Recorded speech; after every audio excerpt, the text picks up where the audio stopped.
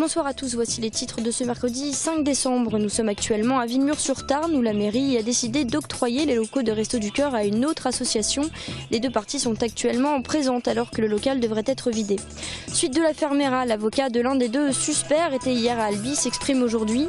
Et enfin un portrait de Jean-Jacques Romatet, actuel directeur du CHU de Toulouse. Il quittera ses fonctions le 15 décembre. Non, j'attends quelqu'un de la mairie pour nous. Je suis de la mairie, moi. Vous êtes de la mairie? Oui. Vous êtes un adjoint? Je suis policier municipal.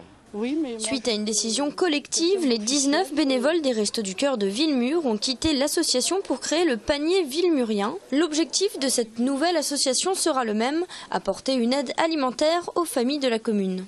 Le collectif de l'ancienne association a décidé de rompre avec les Restos du Cœur pour différentes raisons administratives et très contraignantes. Cette association fonctionnera 10 mois de l'année au lieu de fonctionner 6 mois comme les Restos du Cœur. Nous espérons commencer le plus vite possible. On finira notre campagne fin juin et on recommencera début septembre. Du côté des Restos du Cœur, la vingtaine de bénévoles présents assurent ne pas être en conflit avec le panier villemurien, bien que le déménagement ne se soit pas passé comme prévu. Tout a été déménagé hier, on ne sait pas trop encore où. On attend un élu pour nous confirmer tout cela, mais on est bien embêtés parce qu'on ne peut rien faire puisque les locaux appartiennent à la mairie. Malgré ce malentendu, les deux associations semblent être prêtes à travailler côte à côte. Ça ne nous gêne pas du tout, parce qu'on poursuit tous le même but. Surtout à Villemur qui a été touché de plein fouet avec Molex, on ne serait pas trop de deux associations. Le panier villemurien continuera donc sa mission auprès des 87 familles avec l'aide de la Banque alimentaire. Y aurait-il un troisième homme dans l'affaire Mera? Depuis mardi à Toulouse, un homme et son ex-compagne ont été placés en garde à vue, suspectés d'avoir aidé Mohamed Mera à organiser la tuerie de mars dernier. L'homme de 38 ans appartient à la communauté des gens du voyage et se serait converti à l'islam depuis près de 3 ans. L'objectif de l'enquête, savoir si Mera agit seul ou non, car pour l'instant, seul son frère Abdelkader Mera a été mis en examen et écroué pour complicité. La position de mon client, elle est très claire, elle est très précise.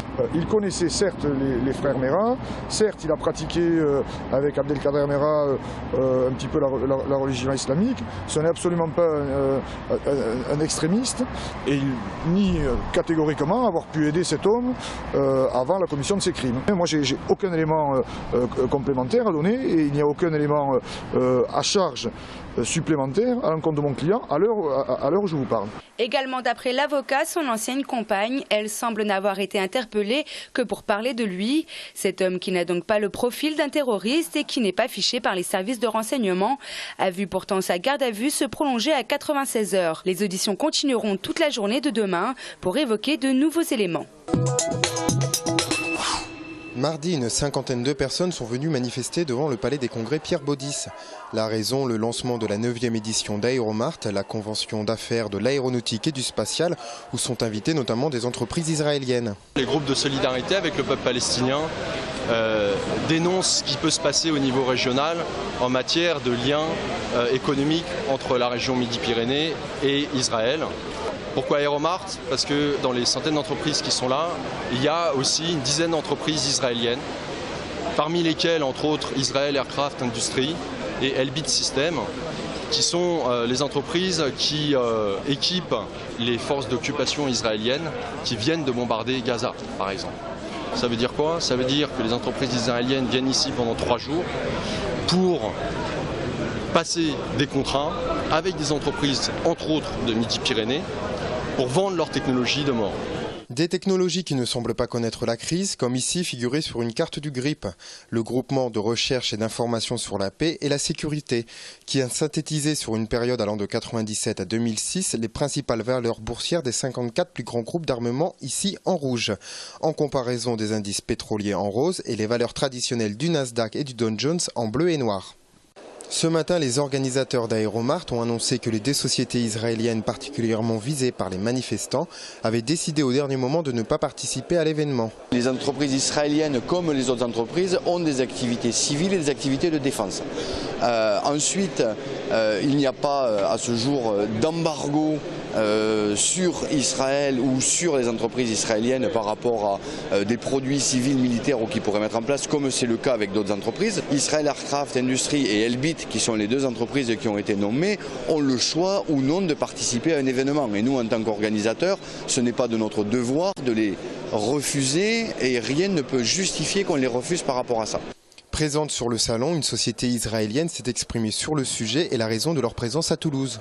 Nous sommes la Fédération israélienne de l'aéronautique. Nous représentons presque une dizaine d'entreprises israéliennes, alors exclusivement ou quasi exclusivement civiles. On est ici pour faire du business avec la France, renforcer les relations avec la France et les entreprises françaises. Et en faisant ce type de manifestation, ils vont aboutir exactement à la solution inverse. Et il n'est en aucun cas de répandre la mort comme ils veulent le faire croire. Les manifestants pro-palestiniens réclament le boycott total d'Israël à travers l'appel BDS, boycott, désinvestissement et sanctions. Le rejet du projet de studio de cinéma à Francazal. Hier, la préfecture a examiné les offres de reprise de la parcelle de 25 hectares. Le projet de parc de loisirs a été rejeté. Il en va de même de l'offre soutenue par les studios Raleg. Pour la préfecture, certains critères essentiels n'apparaîtraient pas dans le dossier. L'offre de prix, notablement inférieure à l'estimation domaniale, ou encore la taille financière de la structure, trop petite vu l'ampleur du projet, seraient les principaux points soulevés. L'État va donc lancer une nouvelle procédure d'appel à concurrence. Bruno Grandja a annoncé son intention de représenter son dossier. Après 5 ans de loyaux services à la direction du CHU, Jean-Jacques Romaté s'apprête à quitter la Ville Rose sur demande du ministère de la Santé. Le 15 décembre, il quittera ses fonctions à Toulouse pour prendre les rênes de l'hôpital public à Marseille. Retour sur un bilan plutôt apprécié. Pourtant, de nombreux conflits sociaux ont émaillé les 5 ans de direction de Jean-Jacques Romaté.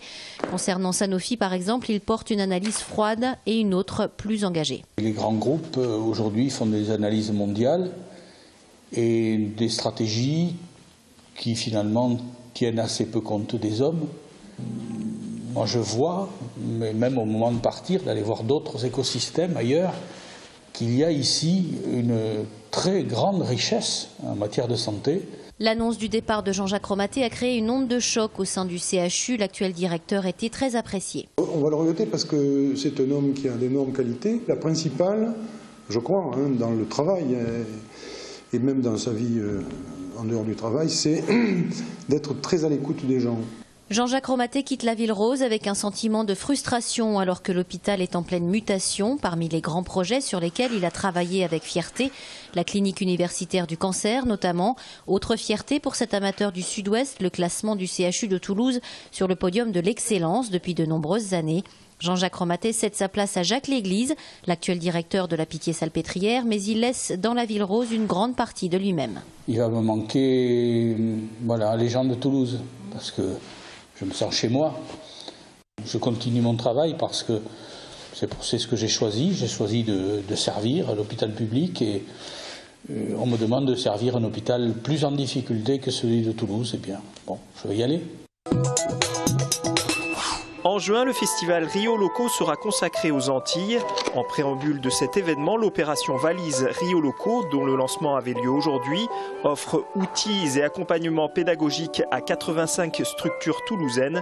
De janvier à juin, de nombreux enfants auront ainsi l'occasion de découvrir musique, cinéma ou encore art visuel antillais au cours d'ateliers de rencontres et de représentations.